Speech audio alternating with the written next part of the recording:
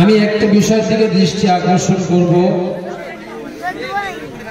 যেটা বাহ্যিক দৃষ্টিতে মনে হতে পারে যে আজকে এই আলোচনার সঙ্গে তার পুরোপুরি সামঞ্জস্য নেই। প্রথাগতভাবে প্রতি বছরের ন্যায় যদি মনে করি, এবছরেও আমরা বিশ্ব নবী দিবস উপলক্ষে নিছক একটা অনুষ্ঠানের আয়োজন করলাম।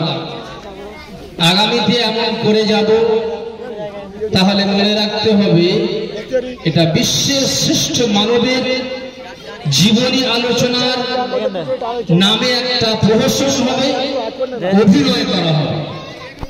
এজন্য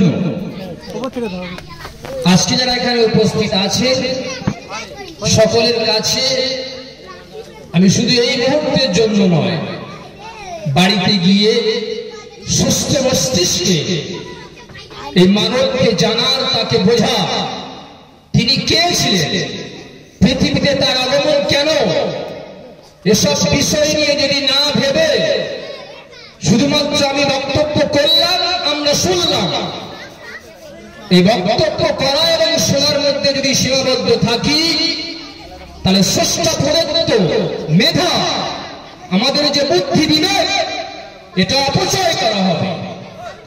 এজন্য ছোট্ট একটা কোরআনের আয়াত আমি পড়েছি।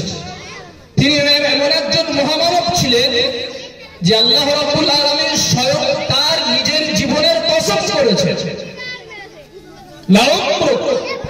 যে আপনার জীবনের কসম, সারা পৃথিবীর জন্য যেটা মডেল আদর্শ, লাকাদ কানা লাকুম ফি রাসূলিল্লাহি উসওয়াতুন হাসানাহ, তার ভিতরে তোমাদের জন্য, বিশ্ববাসীর জন্য উত্তম আদর্শ আছে।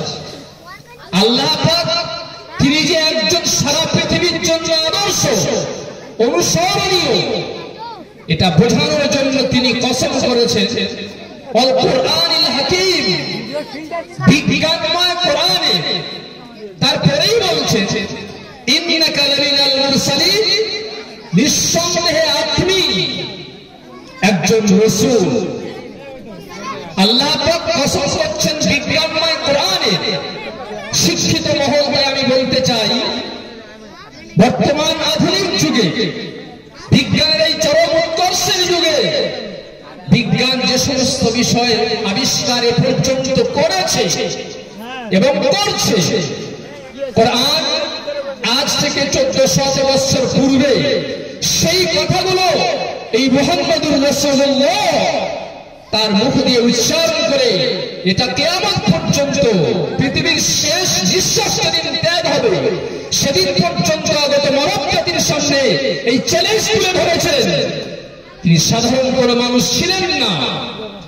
পৃথিবীতে অসংখ্য অগণিত মানুষের ভিড়ে অন্যান্য মহামনীষী, তাদের মধ্যে তিনিও একজন ছিলেন। কেবল এতটুকু নয়, সেজন্য আমি দু একটা কোরআনের উদাহরণ তুলে ধরব, যারা বুঝতে পারবে বর্তমান আধুনিক যুগে, বিজ্ঞানের এই উৎকর্ষের যুগে, আজকে বিজ্ঞান যেগুলো আমাদের সামনে উপস্থাপন করছে, তিনি একজন পাহাড়ে ঘেরা মরু এলাকা, যেখানে পানির হাহাকার, এমন একটা জায়গায় সমুদ্র থেকে দূরে, অনেক দূরে, এমন একটা জনবসতিতে বাস করতেন।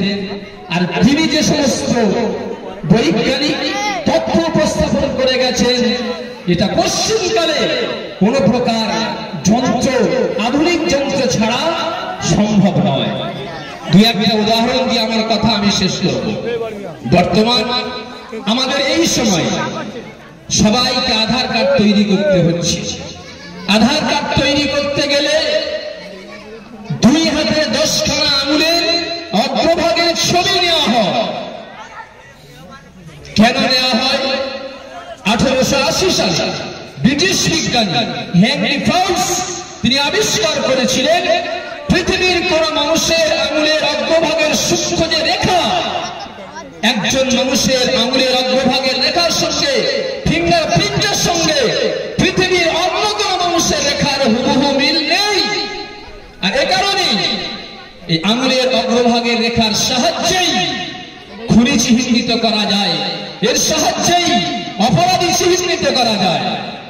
আমি আপনি ফিঙ্গারপ্রিন্ট দিয়ে মোবাইল লক করলে আমি যে আমল দিয়ে লক করেছি সেটা ছাড়া পৃথিবীর সব মানুষ তাদের সব আমলগুলো রাখলে, এমনকি আমি আমার নিজের যে আমল দিয়ে লক করেছি সেটা ছাড়া সব কথা রাখলেও মোবাইলটা ওপেন হবে না। এই তথ্য এটা কোরআন শরীফ আজ থেকে 1400 বছর পূর্বে দিয়েছে। কোরআন বলেছে আয়াহসাবুল ইনসান আল্লান নাজমা ইযামা, মানুষের ধারণা কি এটা যে মৃত্যুর পরে আমি তার অস্থিগুলো আবার পুনর্স্থাপন করতে পারবো না? বালা কাদিরিনা আলা আন নুসাওয়িয়া বানানা, অবশ্যই আমি তার গোটা অস্তিত্ব কেন আল্লাহ পাক দৃষ্টি আকর্ষণ করেছে আঙুলের অগ্রভাগগুলো পর্যন্ত, সূক্ষ্ম সূক্ষ্ম রেখাগুলো পর্যন্ত পুনর্স্থাপন করতে সক্ষম। গোটা অস্তিত্ব থাকতে এটা কেন তিনি বলেছেন? বর্তমান বিজ্ঞানীদের দাবি একজন মানুষের শুধুমাত্র আঙুলের অগ্রভাগের রেখার ছবিটা আমাদের সামনে থাকলে আমরা সেই মানুষটার আদ্যপন্ত গোটা অস্তিত্ব, হাত পা চোখ নাক কান তার বডিটা কেমন হবে শুধুমাত্র আঙুলের রেখাগুলো সামনে রেখে সেই মানুষের ছবিটা অঙ্কন করে দেব। 1400 বছর আগে কোরআন এটা বলেছে। বিজ্ঞানীদের দাবি এখন চন্দ্র সূর্য গ্রহ নক্ষত্র তাদের যে তাপ বিকিরণ করছে, একটা সময়ে এই তাপ বিকিরণ করতে করতে তারা নিষ্ফল হয়ে যাবে, আলোকহীন হয়ে যাবে, আলোকশূন্য হয়ে যাবে। কোরআন এটা বলেছে ইদা শামসু কুবিরাত ওয়া ইদা নুজুমু কাদারাত, যেদিন সূর্য নক্ষত্র রাজি এগুলো নিষ্ফল হয়ে যাবে। বিজ্ঞানী মুরিস বুকাইল গ্রন্থ পাওয়া যায় বাংলায়, তিনি বিশ্ববিখ্যাত একজন ফ্রান্সের বিজ্ঞানী। ভ্রূণের ক্রমবিকাশ, মাতৃগর্ভে ভ্রূণের ক্রমবিকাশ, সেটাকে নিয়ে কয়েকটা ভিডিও বানিয়েছেন। তিনি মুসলমান হয়েছেন।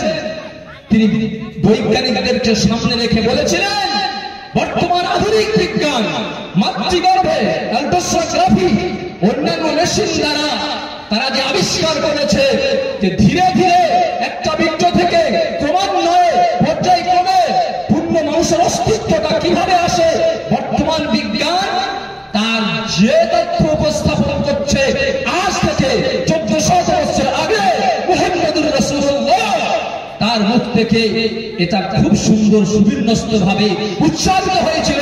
তিনি বলেছিলেন আপনাদের কাছে আমার প্রশ্ন, আপনারা বলুন কোন যন্ত্রের মাধ্যমে তিনি এটাকে উপস্থাপন করেছিলেন? সবাই নীরব। তিনি বলেছিলেন আমি জানি আপনারা নীরব থাকবেন, কারণ এর কোনো উত্তর নেই।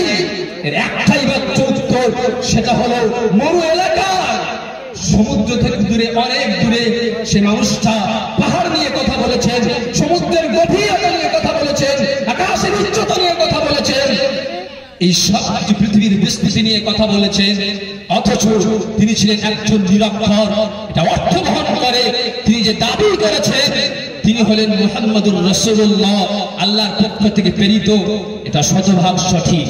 বল জিবাল আওতারা, কোরআন বলছে পাহাড়কে আমি পেরেকশন করেছি, ওয়াজআলনা ফিল আরদি রাওয়াসিয়ান তাবিরা বিকুম, পৃথিবীকে স্থিতিশীল করার জন্য পাহাড়গুলো গেড়ে দেওয়া হয়েছে। কোরআন বলেছে পাহাড়কে, এটা হলো পেরেক। হিমালয় পাহাড়ের উচ্চতা, যে পাহাড়ের উচ্চতা যত বেশি মনে রাখতে হবে সেই পাহাড়ের শিকড় তত গভীরে আছে। এখান থেকেই কোরআন প্রমাণ দিচ্ছে পাহাড়গুলো পেরেক মানেই হলো পেরেকের বেশি অংশ ভিতরে চলে যায়, অল্প কিছু অংশ দৃষ্টিগোচর হয়। কোরআন যেটা আজ থেকে 1400 বছর পূর্বে বলেছে সমুদ্রের গভীরে সেখানে আগ্নেয়গিরি আছে, মুহাম্মদুর রাসূলুল্লাহ তিনি এই কথা বলেছেন ইন্না তাহতাল বাহরি লানার, সমুদ্রের গভীরে সেখানে আগ্নেয়গিরি আছে। প্রত্যেকটা সজীব বস্তু, প্রাণবন্ত বস্তু, তার ভিতরে পানির অস্তিত্ব আছে। কোরআন বলেছে অনেকদিন আগে আল্লাহু খালাকা কুল্লা দাব্বাতিন মিন মা ওয়া জাআলনা মিনাল মাই কুল্লা শাইইন হাই, প্রত্যেকটা সজীব বস্তুকে আমি সৃষ্টি করেছি পানি থেকে। কথা শেষ করতে যাচ্ছি। আমাদের দেহের উপরে যে চামড়ার আবরণ আছে এই চামড়ার আবরণ একজন মানুষ যদি পুড়ে যাওয়া রোগী হয়, চিকিৎসক গিয়ে তার শরীরে আলপিক ফোটান কেন? তারা জানতে চান এই পোড়ার এই যে তীব্রতা, এটা মাংস পর্যন্ত গেছে না উপরে উপরে। রোগী যদি ব্যথা অনুভব করেন, চিকিৎসক স্বাচ্ছন্দ্য বোধ করে। তিনি মনে করেন এই পোড়ার তীব্রতা বেশি দূর পর্যন্ত যায় না। এ দ্বারা বোঝা যায় যে মানুষের চামড়া, শরীরের চামড়া, অনুভূতি শক্তি মনের সম্পর্ক হলো চামড়ার সঙ্গে। ভিতরে মানুষ ততটা ব্যথা অনুভব করে না। তাই প্রশ্ন করতে পারেন ইসলামের কাছে, জাহান্নামের আগুনে জ্বালানো হবে, যখন উপরে সব পুড়ে যাবে তাহলে আর যতদিন রাখা হোক না কেন ব্যথা অনুভব হবে না, কোনো অসুবিধা নেই। আজ থেকে 1400 বছর পূর্বে কোরআন কথা বলেছে, কুল্লামা নাদিয়াত জুলুদুহুম বাদদালনাহুম জুলুদান গায়রাহা লিয়াযুকুল আযাব। যখন জাহান্নামে পুড়ে চামড়াগুলো পুড়ে যাবে, আমি আল্লাহ আবার সেই চামড়াকে পরিবর্তন করে দেব, যাতে সে এর শাস্তির শ্বাসটা অনুভব করতে পারে। এমন একটা দুটো নয়, হাজারো তথ্য কোরআন শরীফে আছে। আমি বারবার দৃষ্টি আকর্ষণ করছি, এটা কার মুখে উচ্চারিত হয়েছিল? এই মুহাম্মদুর রাসূলুল্লাহ, যিনি নিরক্ষর ছিলেন, কারো কাছে শিষ্যত্ব বরণ করেননি, হাতে কলম ধরেননি, মরু এলাকায় বাস করতেন, সমুদ্র থেকে অনেক দূরে। তিনি এই যে বাষ্প হয়ে মেঘমালা তৈরি হয়, পুঞ্জীভূত হয়, সেখান থেকে বৃষ্টি বর্ষণ হয়, তিনি একথাও বলেছেন, তার মুখে উচ্চারিত হয়েছে। এজন্য আমি আপনাদেরকে খুব খোলা ভাষায় আহ্বান জানাচ্ছি, দাওয়াত দিচ্ছি যে আপনারা এই মহাপুরুষের জীবনী এবং আজ পর্যন্ত তিনি একজন শ্রেষ্ঠ মানব ছিলেন, তার উপরে তার মুজিজা, তার যে অলৌকিকতা, অকাট্য প্রমাণ তিনি রেখে গেছেন। কুরআনুল কারীম, তার অনুবাদ আছে, বিভিন্ন ভাষায় আছে, সেটাকে হাতে তুলে নেন, আপনি নিজেই বিস্ময়ে হতবাক হয়ে যাবেন। এমন একজন মানুষের মুখ থেকে বর্তমান পৃথিবীতে বিজ্ঞানের উৎকর্ষের যুগে যা কিছু আবিষ্কার হয়েছে, কোন বিষয়ের সঙ্গে কোরআনের সংঘর্ষ নেই।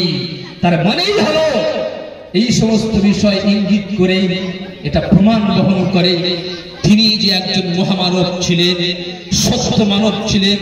এ বিষয়ে যেমন বিজ্ঞান মাথা নত করতে বাধ্য, তিনি জীবনে চলার জন্য যে জীবন ব্যবস্থা দিয়ে গেছেন, সুস্থ বিবেক নিয়ে সেই বিষয় নিয়ে চিন্তা ভাবনা যদি না করে পৃথিবী থেকে আমরা বিদায় নিই, যাই হোক না কেন, তাহলে আমাদেরকে কঠিন পরিস্থিতির শিকার হতে হবে। আমাদের প্রত্যেককেই পৃথিবীর শ্রেষ্ঠ, সর্বকালের, সর্বযুগের এই মহামানবের জীবনী নিয়ে শুধুমাত্র আলোচনা করা আর শোনার মধ্যে সীমাবদ্ধ না থেকে আমরা যেন তার জীবনীটা নিজের জীবনে বাস্তবায়িত করতে পারি, এই তৌফিক, এই ফরিয়াদ মহান স্রষ্টার কাছে রেখেই আমি বিদায় দিচ্ছি। ওয়া আখিরু দাওয়ানা আলহামদুলিল্লাহি রাব্বিল আলামিন।